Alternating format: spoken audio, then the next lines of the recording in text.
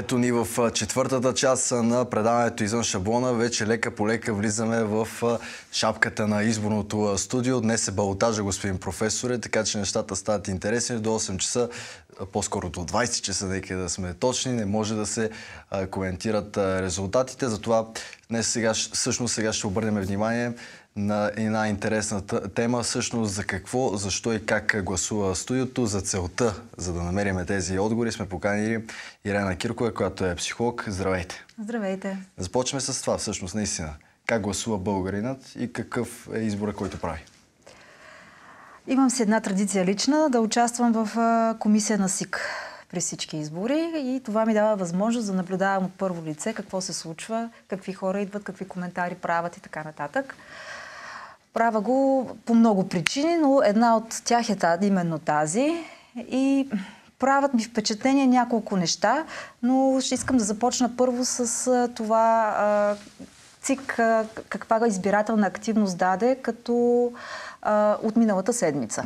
Общо взето я дадаха 45%, което на фона на предходни избори е горе-долу на половината, защото или са между 40 или до 50. В този диапазон се движи избирателната активност. Защо толкова ниска избирателна активност според вас? Защо хората не отидат да гласуват? Ако отидат масово да гласуват, според мен картинката ще изглежда по по-различен начин. Със сигурност ще изглежда по различен начин. Искам да кажа, че горе-долу е средна стойност на база на техните прогнози, които са направили и на база на сравнение с минали години.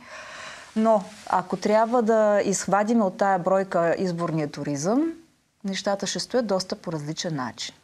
И това нещо може да се види много добре в големите градове, в секционните избирателни комисии там, където няма как огромна маса от хора за един ден да дойде и да си тръгне.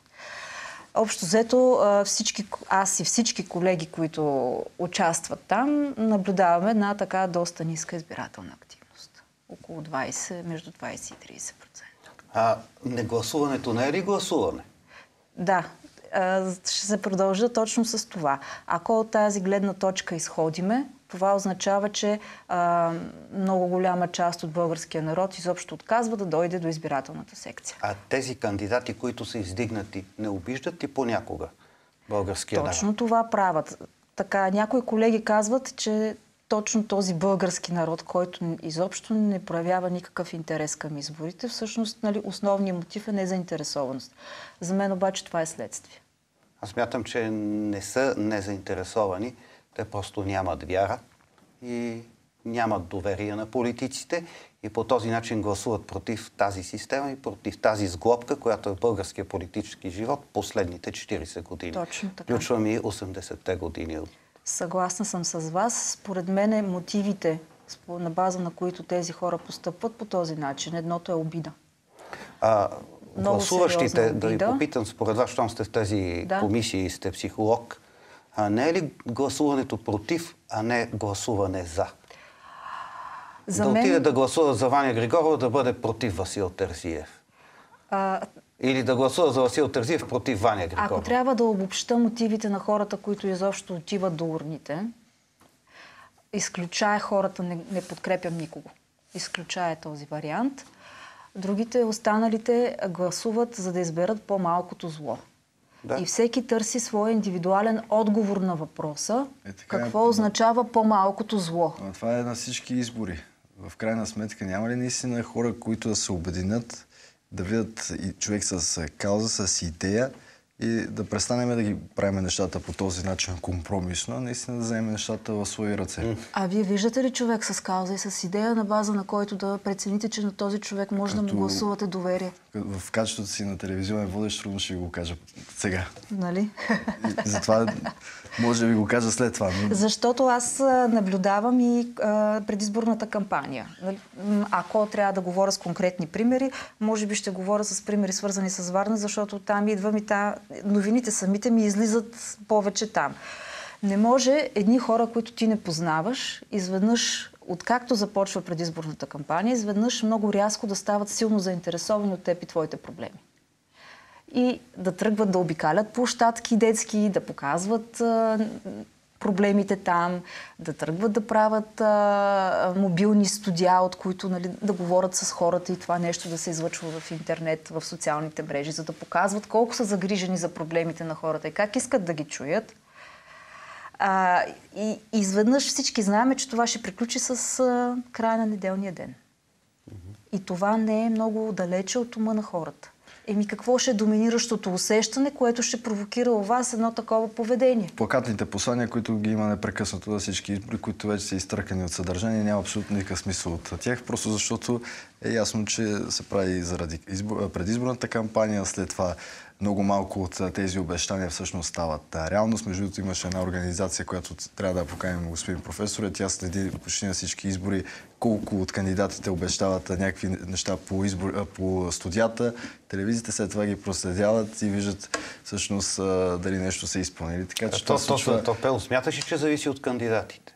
Значи кандидатите представляват аватар на някакви сили, които стоят отзад, които правят и плащат цялата кампания, които представят нещата в друга светлина, различно от това, което е. Така че тези кандидати, дори да искат да го изпълнят това нещо, те са аватар. Те са с дистанционно управление. Как всъщност кандидатите за власт, за местна власт, за парламент, няма значение, всъщност успяват да ги пробутват тези идеи и хората да им вярват? Как го правят, където вие като психолог да ни обясните? Все още в определена част от хората има надежда. И те се опитват по някакъв начин да реагират на тая надежда. Гледате позитивно. Аз излизам навън, говоря си с хората, всички изглеждат отчаяни и казвате ми свършиха. Нещата няма. Да, ако е така, няма изобщо да отидат до урните. Говоря за тези, които ходят. Да попитам нещо. Най-интелигентните или най-неинтелигентните са масовите гласоподаватели? Защото IQ-то на обществото е като знаме, някакво гаусово разпределение. Най-интелигентните ходят ли да гласуват? Точно защото говорите за гаусовата крива, ще кажа, че средата. Средата отива да гласува? Средата, да. Средата отива, защото там е таргета на медийните кампании. Те знаят, че ще изпуснат интелигентните, ще изпуснат неинтелигентните, но точно средния граждан, който най-лесно може да бъде ефирно манипулиран, той отива. Това е до някъде така, макар че не бива да забравяме, че и най-неинтелигентните биха отишли да гласуват, но с други мотиви. Разбира се. С друга мотивация, така че... 500 лева. Разбира се, така че чак не бива да ги вадиме от общата сметка. Има ли още тия неща? Успяват ли да ги купат по този начин хората? Не се ли чувстват всъщност използвани? Аз не си представям някой да дойде и да ми каже гласувай по този начин. Защо Пело? Извиняй, че отговаря. Да те го кажа. Полза няма, файда няма, както има една песен. Просто кебабчета и 500 лева са те уважили по този начин. В края на краищата аз забелязвам, че единият кандидат сега на балотажа насочва към другия. Значи никой не гласува за, всеки гласува против. И протестният вод той ще бъде явно печелившия вод. И ако сложиш една негативна фигура, една фигура, която събира протестния вод, ти можеш да програмираш изборите и да насочиш гласоподавателите, както вчера с гегата ги прибира вечер стадото в кошарата. Точно така става, не е ли това? Отговорът на този въпрос така предполага малко по-дълбинно разсъждаване, защото то е следствие на много процеси, които са случили преди това. Тези хора, за да са кебабчето да е по-важно от тяхната ценностна система и виждания, първо това означава, че тази глобализация, за която е масов процес и който в България се развива доста добре в последните години, си върши своята добра работа. Тоест това родината, страната ти, хората, народа, нали, нещо да значи за теб, те са изпразнени вече от съдържание понятия. Кое остава важното? Изпразнени от съдържание. Ще отговоря на този въпрос. Кое остава важното? Остава твоя живот и живота на твоите близки. Тоест нещата, за които имаш някакво отношение към тях и които по някакъв начин са в сферата на твоя контрол. Всичко останало. И това са хората, които не отиват да гласуват. И за това тези хора по-им е изгодно и добре да получат нещо сега и веднага, защото вече не вярват, че в дългосрочен план може да получат нещо. И тая ценност вече я няма. Родолюбието като дума, замислете се колко рядко го чувате в ежедневието. А нужно ли ни е, колко ни е нужно в момента родолюбието? Мисля, че доста нужно, на база на всичките социални процеси, които всеки от нас наблюдава. Трудно се изразява родолюбието чрез гласуването. Аз, примерно, познавам професори, хора, които гласуват срещу кебабчета. И днеска съм контактувал с такива. И в края на краищата, след като минаха изборите и мина едно правителство, тези с кебабчетата си останаха на мнението. Професора каза, че съжалява, че бил наивен и доверчив и се излъгал в избора си. Така че тия с кебабчета са дали по-правилния избор, отколкото професора, който е гледал телевизии, чел статии и така нататък. Високия ранг академичен не е гаранция за висока ценност на система. Абсолютно сте права за това нещо. Това води до едно абстрактно мислене, каквото децата имат, когато четат приказките. Особено ако се занимаваш само с една наука или дисциплина. Така е. Така че не бива да се осланяме само на него. Така е. Добре. Какво е това, което според вас искат хората в момента? Искат стабилно лице, което да не ги лъже. И това нещо, един човек, когато действително работи за хората, той го прави не само в предизборна кампания. И това нещо се вижда от тях и се вижда всеки ден. Дори само да вземем една социална мрежа, в която, примерно, регулярно публикува какво се случва, какво прави, какъв е ефекта на това, което прави. Тоест, имаме едно постоянство във времето и нямаме разминаване между думи и дела. Тогава се печели доверието. Как ще спечелят доверието точно тези хора, като в България вилне духът на задкулисието? Ето, господин професор обяснява непрекъснато по телевизията. Вие имате голяма вина, между другото, господин професоре, защото непрекъснато обяснявате, че всички политици са зависими. Не в България. Духа на глобализацията, това е духа на задкулисието. Ето сега, когато на улицата излезна и хората обясняват, че всички политици са зависими, вие също имате вина за това нещо. Защо аз не имам вина, че са зависими? Това е номера да бъдеш политик. Толкова. Аз подкрепям неговото мнение и го изразих преди време в ваше предаването, когато говорихме за корупцията. Така че съм съгласна с това. Може да има хора, които да са с друго мислене, които искат да направят нещо друго, да щупат тази система. Дай Боже, и много се надявам. Въпросът е, че самата система ги изхвърля рано или късно. И другото, което е, съгласна съм с Боров, че един човек до 3 години трябва да е в политиката, защото иначе политиката го смачква и се изхабява. Защо възличате, господин професор? И хора, които да изхвърлят тази система. Значи... Стига така и го гледахте на нещата. Може да дойде и нещо по-различно. Да Аз вярвам в това. Да. Може би съм млад и наивен, но може и да стане нещо. Да кажа и друго. Промените в държавния строй, в политиката, в политическия апарат, има 2 варианта за промяна. Единият вариант е отгоре надолу, т.е. промените горе да дойдат до промени в хората. При този вариант обикновено хората реагират със страшна съпротива на това, което се случва. Страшна съпротива и това можете да го видите в исторически план много пъти назад. Другия вариант е промяната в хората, да доведе до промяна горе. Това е много по-трудният вариант, но той се отблагодарява много по-добре и няма такива социални катаклизми. Но това става с цената на много време, много усилия. И тук вече говорим за формиране при нас на едно гражданско общество. Ако ме питате, не, нямаме. И формира се нещо, но то не е устойчиво и то се формира обикновено в ситуации, в които... Страхува ли се властта от гражданите? Все още не, защото за сега успява добре да ги контролира. Няма истинска гражданска инициатива, това няма истинска гражданска кауза, няма нещо, което хората наистина спонтанно се съберат и да решат и да го направят. Излизат някакви хора, яхват ги, чрез протеста успяват да се измият. Видяхме го това, пример, 2020 година. Е фалшив пел в повечето случаи. 20 година видяхме Мая Манова отиде там като съвсем ново политическо лице, което нямаше нищо общо с миналото. Кой предложи Пеевски, нали? Кой да прави промяната Ванко едно. Яхна го и на изборите веднага след това влезна в парламент. Не е важно съдържанието. Хората имат много къса политическа памет. Важно е формата. Как се казваше тяхната партия? Изправи се БГ, ние идваме, изправи се Мутривън. Мутривън, нали? Така. Сега ние трябва да направим една партия да изринем бокулка и може да... Това Иван Гешев ще го прави. Ма така ли се казва партията? Не, подобно. Аз съм го обявил вече. Добре. Защо ние не иска толкова паметта? Как успяват хората... Защо хората не успяват да си изпълнят нещата, които трябва? Твърде много време ние сме живели в позиция, в която сме били зависими от други хора и в позиция, в която ние не сме самостоятелни били. И сега, за да усетим, нали, свободата носи отговорност, свободата задължава. Тази свобода дойде с демокрацията, общо взето. И дойде един процес на една свободия. Ако дойде една свобода, това дойдоха мутрите, които ни донесе държавна сигурност. За това говоря за свободия. Да. Защото то беше див капитализъм, ако можем така да го кажем в началото.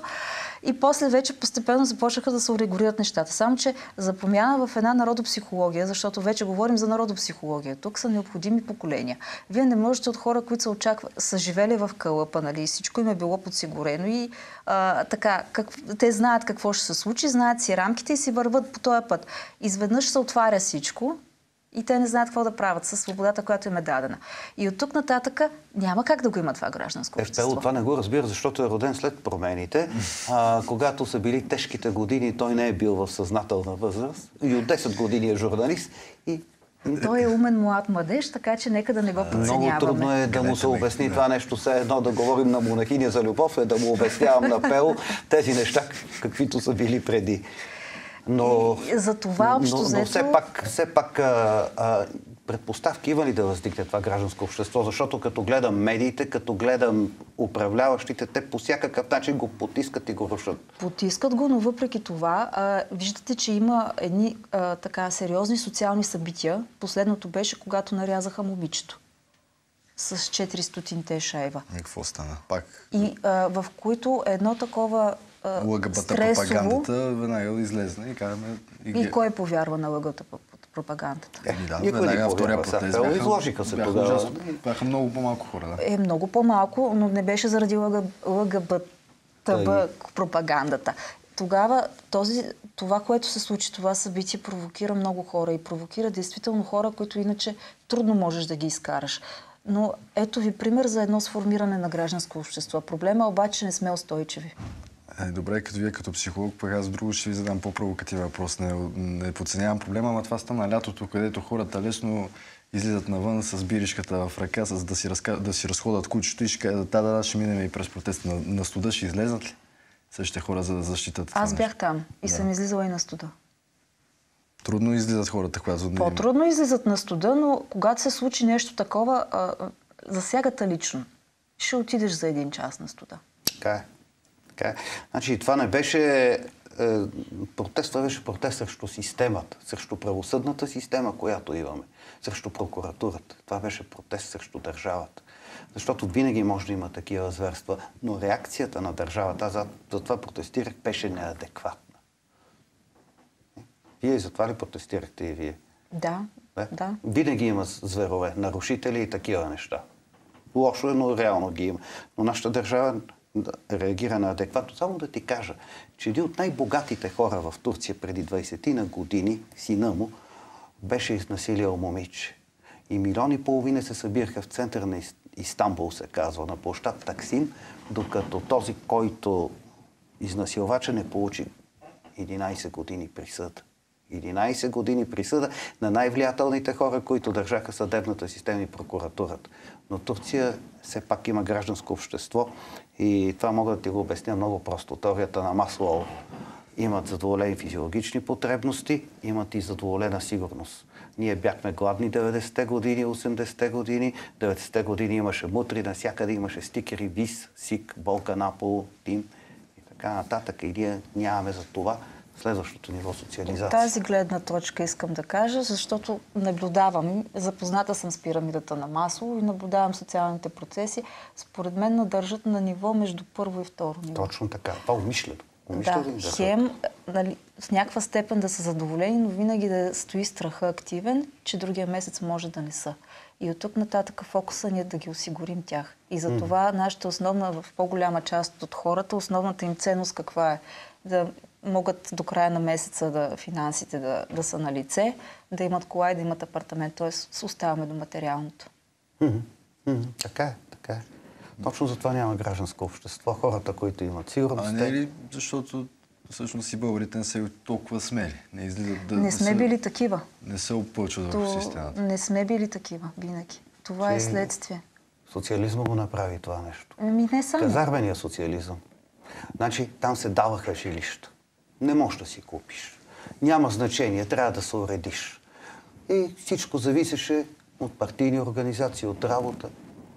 Да, беше. Но тази липса на смелост, според мен, не е оправдание. Защото от това, което правим ние, всеки един от нас, всеки ден, зависи тази смелост, колко бързо ще си я възвърнем. Защото аз си мисля, че много от нас даже не си знаят правата, камо ли да ги упражняват. И от тук нататък за какво гражданско общество ще говорим. Добре, финални думи. Ще ви каним и за напред. Надявам се да дойдете отново. Да, благодаря. Но днес финални думи. Какво е важно да разберат хората? Че всичко зависи от тях сега и веднага и да не чакат някой да дойде да ги оправи. Защото те са си хората, от които могат да се изведат от това състояние. Да не повтарят непрекъснато тия да си ходят да дойде следващия и да чакаме новия спасител, а да взимат нещата в свои ръце, доколкото е възможно това нещо. Да. И искам да ви покана на нашата конференция, която ще се състои на 11-12 ноември на Национална научно-практическа конференция по психология във Варна. Ще има доклади от всякакви теми, включително и политическа психология. Добре, благодаря ви много за това участие. Ирена Киркова в предаването Извън шаблона по телевизия СКАТ. След кратките новини продължаваме изборното студио с водещ Стоян Иванов. Превенстваме се даже и в другото студио, така че ще бъде интересно. Останете с нас.